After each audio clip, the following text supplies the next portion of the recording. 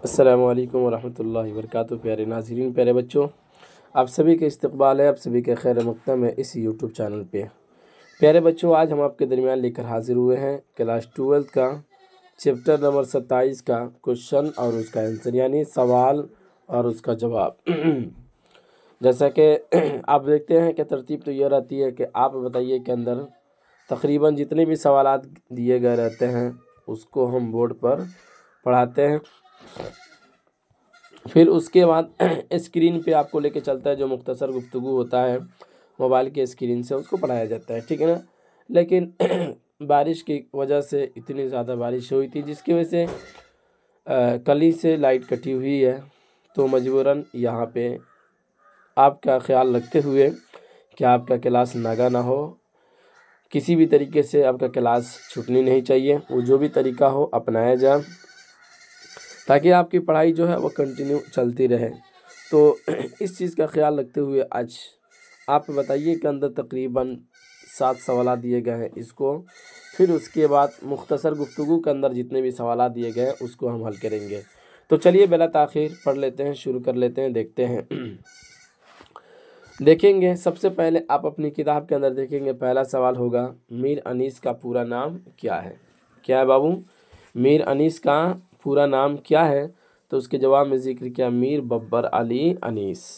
माक़बल में आपने पढ़ा मीर अनीस साहब के बारे में, फिर उसके बाद उनका लिखा हुआ मरसिया भी आपने पढ़ा, वो उस मरसिया के बारे में आपने पढ़ा, काफ़ी चीज़ें उसके अंदर बयान की गई, यानी कि एक ही क्या लीजिए एक ही जो मरसिया जो लिखा इन्होंने मीर बब्बर अली अनीस साहब ने, उसके अंदर मुख्तलिफ़ वजूहात और मुख्तलिफ़ पहलुओं का इस्तेमाल किया है। मुख्तलिफ़ क्या मतलब होता है, यानी बहुत सारी चीज़ों की तरफ वहाँ इशारा किया है, अल्लाह ताला की ज़ात की तरफ भी और फिर उसके बाद हज़रत अली की तरफ भी, और भी बहुत सारी चीज़ों की तरफ वहाँ पे इशारा किया गया है, ठीक है ना।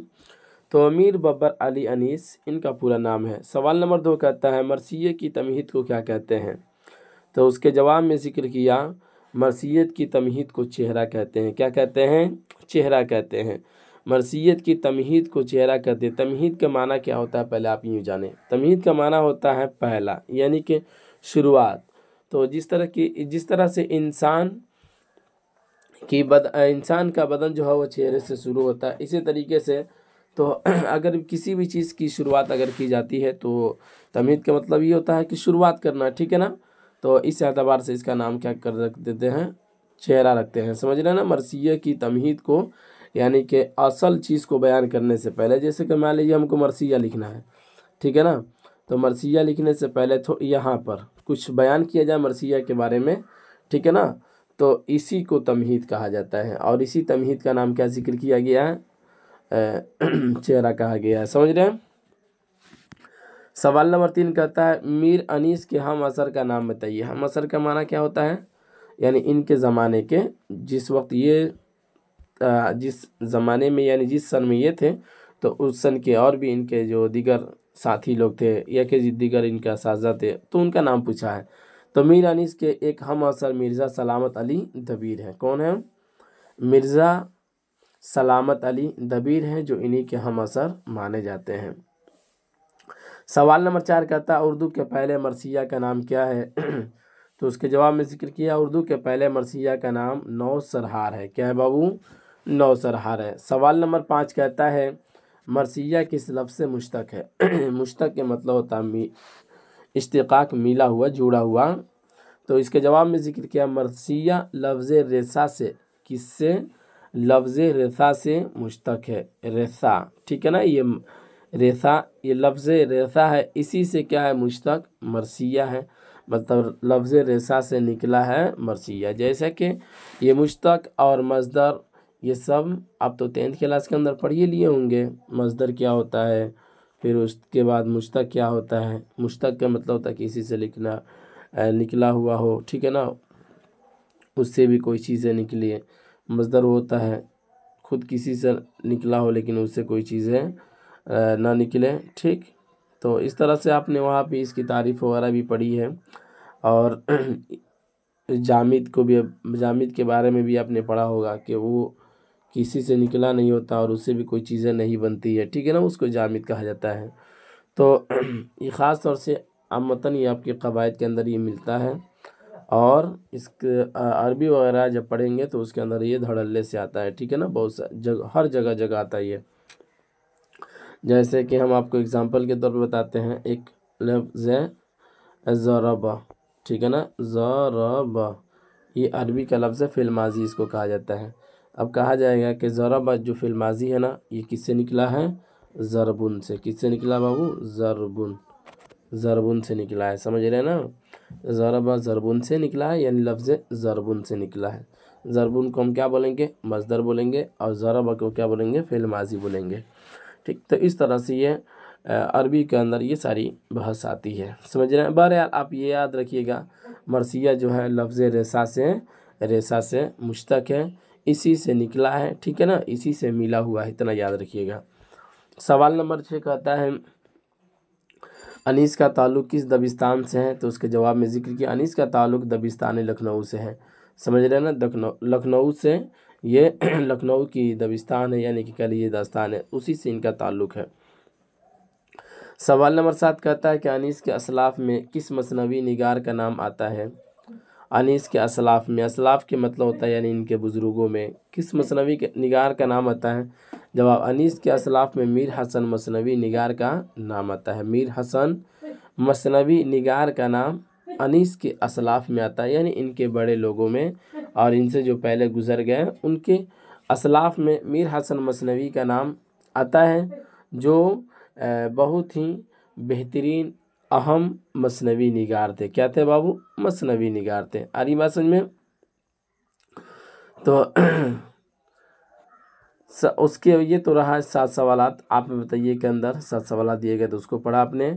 चलिए अब इसके बाद मुख्तसर सवालात को देख लेते हैं, यानी मुख्तसर गुफ्तगू को देख लेते हैं।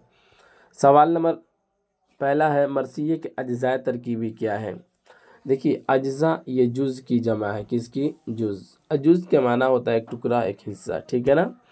और इसी का ये बहुत सारे जैसे कि होंगे, बहुत सारे टुकड़े होंगे, तो उसी को क्या कहेंगे, अज्ज़ा कहा जाएगा, ठीक है ना। अब जैसे कहेंगे आपके बदन के कितने अज्ज़ा हैं, है कि नहीं, कितने जुज़ हैं, तो अगर सारी चीज़ों को अलग अलग बांटा जाए, जैसे कि हाथ को, पाँव को, आँख को, कान को, ये सारे एक एक जुज़ है। जैसे कि मान लीजिए एक हाथ हुआ, एक पाँव हुआ, तो ये एक एक जुज़ है। तो इन तमाम चीज़ों से मिलकर क्या बना है, आपका एक बदन बना है ना। तो एग्ज़ाम्पल के तौर पर आप यूँ भी समझ सकते हैं जैसे कि आप देखते हैं चाय को, किसको बाबू, चाय को देखते हैं, तो इसके अंदर आप देखते हैं कि ये किसी चीज़ का ये मजमुआ है, समझ रहे ना। ये खुद अकेले नहीं बन गया है, इसके अंदर पानी होगा, फिर उसके बाद चाय पत्ती होगा, फिर उसके बाद और भी दीगर बहुत सारी चीज़ें होती हैं जो इसके अंदर मिलाकर बनाया जाता है, ठीक है ना। तो गोया कि चाय जो है ना ये अज्ज़ा है, किसकी, ये पानी, फिर इसके बाद ये क्या कहते हैं, चाय पत्ती, चीनी और दीगर वगैरह वगैरह, मतलब बहुत सारी चीज़ों से मिलकर ये जो बना है, तो इसी को क्या कहते हैं, अज्ज़ाए, ठीक है ना।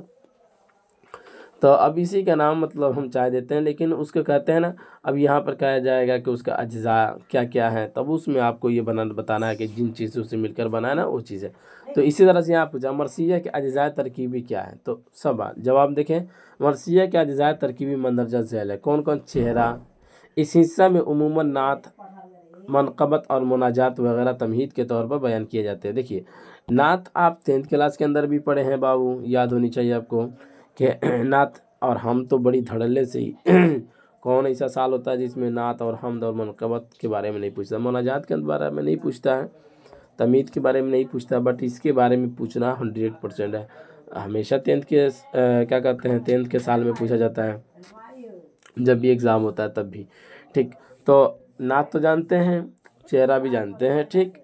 तो नात उसको कहा जाता है, लेकिन चलिए थोड़ी थोड़ी हम तफसील इसकी थोड़ा इसके तरफ हम इशारा भी कर देते हैं। नात कहते हैं जिसमें जिस कलाम के अंदर, जिस जुमले के अंदर अल्लाह ताला की तारीफ़ व तौसीफ़ बयान की जाती है उसको नात कहते हैं, हम्द कहते हैं।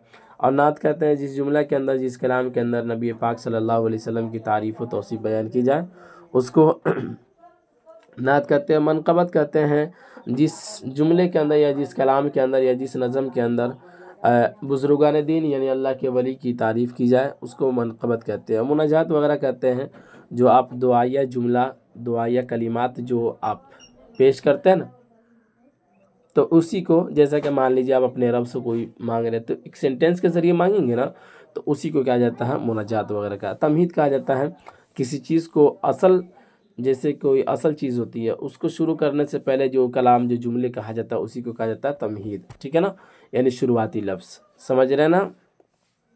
यानी जैसे कि हम क्लास शुरू करने से पहले कुछ ज़रूरी बातें जो करते हैं ना क्लास के मुतालिक, तो जो ज़रूरी बातें करते हैं वही क्या कहलाता है, तमहीद कहलाता है। आगे बात समझिए आपको। चलिए आ गई तो यस ज़रूर लिख कर भेजेंगे आप, कमेंट में ज़रूर यस करेंगे, ठीक। ये हो गया अज्जा तरकीबी में से एक, ये हो गया चेहरा, और ये सबको समझ लिए। उसके बाद देखिए उसी के जुज़ में से एक ये भी आता है सराया। इस हिस्से में मरसिया के हीरो की कदो कामत और खदो और खालो ख़त वगैरह का जिक्र होता है। मतलब ये क्या, एक होता है सराया, तो इसके अंदर क्या होता है कि मरसिया के हीरो का, अब जिसके बारे में आप मरसिया लिख रहे हैं, जैसे कि मान लीजिए एक आदमी है जिसका नाम क्या है राशिद, समझ रहे हैं ना। अब इसका नाम राशिद रहा, तो इसके बारे में अगर आप मरसिया लिख रहे हैं तो इसके बारे में लिखें कि इसकी कद इतनी, लंबाई इसकी इतनी थी और इसकी चौड़ाई इतनी थी, इतना मोटा था, इतना छोटा था, और इसकी चेहरा इस तरह से था, और मतलब ये सारी चीज़ के बारे में जब आप जिक्र करते हैं तो यही कहलाता है, क्या कहलाता है, सराया, ठीक है ना। और आमतन ताज़ियती प्रोग्राम जो होता है उसके अंदर आप देखेंगे कि मरने वाले का ये तमाम चीज़ों के बारे में जिक्र होता है ताज़ियती प्रोग्राम के अंदर, समझ रहे हैं ना। जैसे कि दिखते हैं ना कोई मर जाता है तो लोग उसकी तारीफ़ में कितना जुमला अल्फाज कहते हैं कि वो बहुत अच्छा था, इतना लंबा था, इतना बड़ा था, इतना खूबसूरत था, कहते हैं ना। तो गोया के लोग तो कहते हैं, लेकिन लोगों को ये मालूम नहीं है कि ये जो है मरसिया के अज्जा में से है, मरसिया की ये जुज़ में से है, समझ रहे हैं। बट आप तो पढ़ रहे हैं, आपको तो पता हो गया ना कि ये जो तारीफ़ें जो इतनी कही जाती है, इतनी बातें जो बोली जाती है, सब के सब मरसिया के जुज़ में से हैं, उसके एक हिस्से हैं, ठीक है ना। हरी बात समझ में। चलिए अब 3 नंबर देखते हैं, रुखसत। हीरो का हज़रत इमाम हुसैन रज़ी अल्लाह अन्हु से जंग में जाने की इजाज़त लेना शामिल है। देखिए रुखसत का मतलब होता है, जैसे कि आप जानते हैं कि हज़रत इमाम हुसैन रज़ी अल्लाह ताला अन्हु की शहादत हुई थी करबला के मैदान में, ठीक है ना, यजीद के हाथों मारे गए, ठीक है ना। तो यहाँ पे हीरो का हज़रत इमाम हुसैन रज़ी अल्लाह अन्हु से जंग में जाने के लिए इजाज़त लेना शामिल है। मतलब ये कि जंग में जाने के लिए अब इजाज़त जो ली जाएगी तो उसी इजाज़त लेने को क्या कहा जाता है, रुखसत कहा जाता है, ठीक है ना। रुखसत का मतलब क्या होता है, विदाई, ठीक है ना, यानी विदा होना, चला जाना। आ रही बात समझ में। उसके बाद 4 नंबर में देखें, आमद। हीरो का घोड़े पर सवार होकर शान शौकत के साथ रज़्मगाह में आना। रज़्मगाह के मतलब होता है मैदान, जंगे मैदान, ठीक है ना। आमद के मायने में जाते हैं आना। तो हीरो का घोड़े पर सवार होकर शान शौकत के साथ रज़्मगाह में आना, यानी कि जंग के मैदान में आना, ये भी एक जुज़ है, जैसे कि आप जानते भी है। पहले लड़ाइयाँ जो होती थी तो आप देखते ना, तो उसमें घोड़े पर सवार होकर लोग मैदान जंग में आते थे। आज तो घोड़े का वगैरह का सिलसिला धीरे धीरे ख़त्म हो गया, लेकिन पहले तो यही सवारी थी और यही उम्दा सवारी मानी जाती थी। रजुज़। रजुज़ क्या होता है भाई, हीरो की ज़बान से अपनी नस्ब की तारीफ़ और फ़न जंग में अपनी महारत का इजहार करना।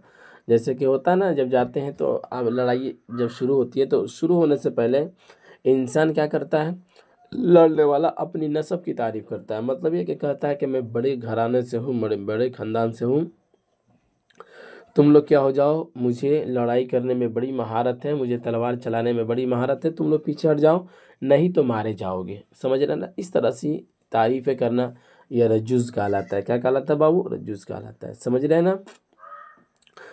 उसके बाद 6 नंबर में जंग। हीरो को किसी नामी पहलवान से या दुश्मन की फ़ौज से बहादुरी के साथ लड़ना। जंग तो जानते हैं, अब किसी से भी भाई लड़ रहा है तो वही क्या कहलाएगा, जंग कहलाएगा। शहादत तो ये बड़ी दर्दनाक होता है, हीरो का दुश्मनों के साथ जख्मी होकर शहीद हो जाना, है कि नहीं, वही शहादत कहलाता है। जंग में आदमी गया लड़ने के लिए और फिर उसके बाद शहादत की मौत हो गई उसकी, वो मर गया। तो यही होता है हीरो का दुश्मनों के साथ जख्मी होकर शहीद हो जाना। ठीक, 8 नंबर कहता है, 8वां जुज़ इसका है और आखिर वाला जुज़ है कि हीरो की लाश पर उसके अजीज़ों खुसूसन औरतों का रोना वगैरह है कि नहीं, बैन, इसको क्या कहता है, बैन, बैन। तो हीरो की लाश पर उसके अजीज़ों खुसूसन औरतों का रोना, ये भी मरसिया के जुज़ में से है, मरसिया के अज्जा। और आप देखते भी हैं कि जब किसी के घर कोई मर जाता है तो उसके घर वाले रोते हैं कि नहीं, मर्द रोए या ना रोए, औरतें तो ऐसा लगता है कि वो अपना सर फोड़ लेगी रोते रोते। अरे भाई, ये ऐसा थोड़ी ना है कि जो आया है उसको अमृत जल पी कर आया उसको हमेशा रह जाना, ऐसा नहीं है, समझ रहे ना। तो ये आंसू और ये ज़ोर ज़ोर से चिल्लाना रोना, ठीक है दर्द होता है, लेकिन फिर भी मना किया गया शरीयत के अंदर, इस चीज़ों से रोका गया है, ठीक है ना। आप अल्लाह से दुआ कीजिए उसकी तसल्ली के लिए, उसकी मग़फ़िरत के लिए, ठीक है ना, दुआ करें, ये सबसे बेहतर रास्ता है, न कि चिल्लाना रोना शोर शराबा करना, समझ रहे ना। चलिए, तो ये 8 गोया के मरसिया के अज्जाए तरकीबी रहे, समझ गए बाबू, जो आपके दरमियान बयान कर दिए। चलिए फिर से एक मरतबा आप देख लीजिए, ठीक, स्क्रीनशॉट ले लीजिएगा, ठीक हो गया, आगे बढ़ें। चलिए, उसके बाद कहते हैं सवाल नंबर 2 कहता है, अनीस मरसिये में किस तरह से तहरीर से काम लेना चाहते हैं। जवाब, मीर अनीस के तर्ज तहरीर में सलासत, रवानी, शगुफ्तगी और फसाहत के दीगर लवाजिम इस कदर नुमाया है कि उनके बयान करने और उनकी तरफ मुतवज्जह करने की कोई ख़ास ज़रूरत महसूस नहीं होती, ठीक है ना। खुसूसन मीर के कलाम में फसाहत इस दर्जा नुमाया है, ज़ाहिर है कि उनका कोई मुखालिफ भी इस हकीकत का इनकार नहीं कर सकता। वह दक़ीक़ और नाजुक ख़यालात को आसान लफ्ज़ों में इस तरह अदा कर देते हैं कि ज़ाहिर बीन निगाहें मज़मून की जिद्दत और बारीकी तक नहीं पहुँच सकती। मतलब क्या कहा बाबू, अनीस के मरसिये में किस तर्ज तहरीर से काम लेना चाहते, देखें पढ़े ना अनीस के मरसिये, मीर बब्बर अली अनीस का मरसिया आपकी किताब के अंदर पढ़े हैं, तो देखिए ना उसके अंदर हम बहुत सारी जगहों पे आपको वजाहत भी नहीं किए हैं। वजाहत के मतलब होता है तशरीह करना, क्या होता है बाबू, तशरीह करना, समझ रहे ना। तो तशरीह भी हम नहीं किए, आपने देखा। तो इसकी एक वजह थी कि उनका कलाम जो है ना इतना हार्ड है, और फिर क्या है कि उससे वो किस चीज़ का इशारा, कौन सी चीज़ का मुराद लिए हैं। जैसे कि मान लीजिए हम कोई बात बोलते हैं, और बात बोलते हैं तो एक आप पढ़ेंगे उसूल के अंदर, एक उसूल एक किताब होती है, ठीक है ना। तो ये किताब होती है जिसके अंदर आप पढ़ेंगे मुतकल्लिम, क्या होता है बाबू, मुतकल्लिम जो होता है वो मुखातब के मुकाबले, मुखातब किसके, मुखातब होता है जिससे बात आदमी सामने सामने बात कर रहा है, और मुतकल्लिम वो होता है जो बात कर रहा है। जैसे मैं अभी बोल रहा हूँ तो मुतकल्लिम कहलाऊंगा। तो मुतकल्लिम के बारे में ये आता है, उस उसूल के अंदर लिखा गया है कि मुतकल्लिम जो होता है जो भी बातें करता है ना, मुखातब से अच्छी तरह से वो अपनी बातों को समझता है, ठीक है ना। आ रही बात में, यानी मुतकल्लिम अपने मुराद को अच्छी तरह जानता है, इसी को कहा जाता है मुतकल्लिम अपनी मुराद को अच्छी तरह से जानता है कि वो क्या कहना चाहता है। अब मुखातब को उस वक्त तक पता नहीं चलेगा जब तक मुतकल्लिम अपनी बात की वजाहत न कर दे, समझ रहे ना, अपनी बात की अच्छी तरह से वजाहत न कर दे मुखातब के दरमियान, तब तक फिर मुखातब को पता नहीं चल सकेगा, समझ रहे ना। तो इसके अंदर जो इन्होंने अल्फाज इस्तेमाल किया, डिक्शनरी के अंदर भी बहुत सारे अल्फाज का अर्थ नहीं मिला। अगर लफ्ज़ का मानी मिल जाता है तो फिर उसका मतलब नहीं मिलता है, तो फिर आमतन सवाल के अंदर उस तरह का जुमला बनाया भी नहीं जाता, उसको पेश भी नहीं किया जाता है। आपके एग्ज़ाम जो होगा ना उसके अंदर आएगा भी नहीं, इतना याद रखिएगा। तो क्यों उसके अल्फाज और मानी में हम उलझे रहें, उलझने से बेहतर है कि फिर हम आगे बढ़े, समझ रहे ना। तो आपने देखा कि वहाँ पे हमने बड़ी जल्दी से इग्नोर करके उसको आगे बढ़ते हुए चले गए, समझ रहे ना। तो उसी चीज़ को यहाँ पे कहा बाबू कि जिसकी ज़ाहिर बीन निगाहें होगी ना, यानी ज़ाहिरी अल्फाज को समझकर जो मतलब निकालना चाहता होगा ना, तो मीर अनीस के मरसिये से नहीं निकाल सकता, समझ लीजिए अब इतना हार्ड है। आ रही बात समझ में, तो आपको भी घबराने की ज़रूरत नहीं, आगे बढ़े। चलिए सवाल नंबर 3 कहता है, बस एक सवाल और है, घबराइए नहीं। इस आहद में सब कुछ है पर इंसाफ नहीं, ये तो वहाँ समझाए थे, बट यहाँ पे देख लीजिए। अनीस दर्ज बाला मिस्र क्यों रकम करते हैं, अपने सबक के हवाले से जवाब दीजिए क्यों। तो वहाँ भी जवाब दिए थे, बट यहाँ भी देखिए। पेश नज़र मिसरा, यानी कि इस अहद में सब कुछ है पर इंसाफ नहीं। मीर अनीस के ज़ेर निसाम मरसिया के छठे बंद से माखूज़ है, ठीक है ना। इस बंद में शायर मीर अनीस के लिए अपने तई दुनिया की नाकदरी का शिकवा किया है। चुनांचा शायर खुदा से मुखातब होकर कहता है कि आज की दुनिया में लोगों का जहन आलूदा हो चुका है, यानी गंदा हो चुका है, ठीक है ना। इस तरक्की याफ्ता दुनिया में सब कुछ है मगर इंसाफ नहीं। इस तरह इस मिसरा में शायर ने अपने साथ नाइंसाफ़ी का गिला किया है। देखिए ना कि आज अब देखते भी हैं कि दुनिया के अंदर लोग किस तरह से गरीबों का हक मार देते हैं, है कि नहीं। जो हकदार होता है हकदार को हक नहीं दिया जाता है। तो दुनिया के अंदर तो हर चीज़ है, अल्लाह ने हर चीज़ पैदा कर दी है, लेकिन क्या है कि उसके ऊपर गलत लोगों ने कब्ज़ा कर रखा है और जिसका जो हक है वो नहीं मिलता है। इसी को गोया कि इन्होंने अपनी नाइंसाफ़ी का गिलवा शिकवा करते हुए इस तरह का अल्फाज इस्तेमाल किया है। समझ रहे हैं। आप अपनी लाइफ में भी देख सकते होंगे बहुत सारी चीज़ें ऐसी होंगी जो आपको नहीं मिलता होगा। समझ रहे हैं ना। बहुत सारी चीज़ें ऐसी होगी जो आपको नहीं मिलेगा, वो हक है आपका मिलने का, बट वो आपको नहीं मिलेगा, वो कोई और ले लेता है, कोई और छीन लेता है। समझ रहे हैं ना। तो देखते हैं ना दुनिया के अंदर सारी चीज़ें तो है बट इंसाफ नाम की कोई चीज़ नहीं है। समझ रहे हैं। जैसे कि खुद हम लोग भी जैसे कि हम लोग की जो ज़मीनें थी तो पड़ोसी वाला जब हम लोग का घर वगैरह जब बनना था तो तकरीबन समझ लीजिए 3 फीट ज़मीन ले लिया।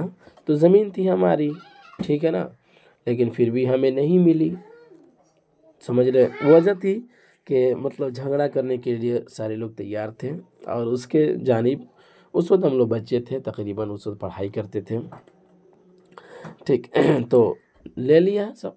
तो क्या कहिएगा, दुनिया के अंदर चीज़ें तो मौजूद है पर इंसाफ नहीं, और इंसाफ करने वाला भी उस वक्त कोई नहीं था, है कि नहीं। आज तो खैर अल्लाह का शुक्र है इस तरह का मसला कोई भी पेश नहीं आता है। समझ रहे ना। तो आगे बढ़ते हैं, सवाल नंबर 4 का देखते हैं। मिसरों में लफ्ज़ों की तरतीब दुरुस्त कीजिए। देखिए, सौरंग का मजमून हो तो एक फूल से बांधूं, चमन नज़म को यारब गुलजार इरम, सब कुछ है इंसाफ और इसाद में नहीं। ये तो आपके उसके अंदर भी है, किताब के अंदर भी। बहुत आसान। देखिए, एक फूल का मजमून हो तो सौरंग से बांधूं यारब, चमन नज़म को गुलजार इरम कर, इस अहद में सब कुछ है पर इंसाफ नहीं, ठीक है ना।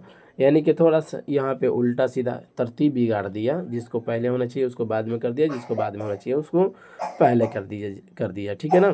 जैसे एक फूल का मजमून देखे ना, का इधर होना चाहिए, ये होना चाहिए, तो ये सारी चीज़ें होनी चाहिए, तो इसको फिर वहाँ पे क्या कर दिया, उल्टा सीधा कर दिया। तो यहाँ पे मुकम्मल करके बता दिया ना, आप अपनी किताब के अंदर भी देख सकते हैं, ठीक।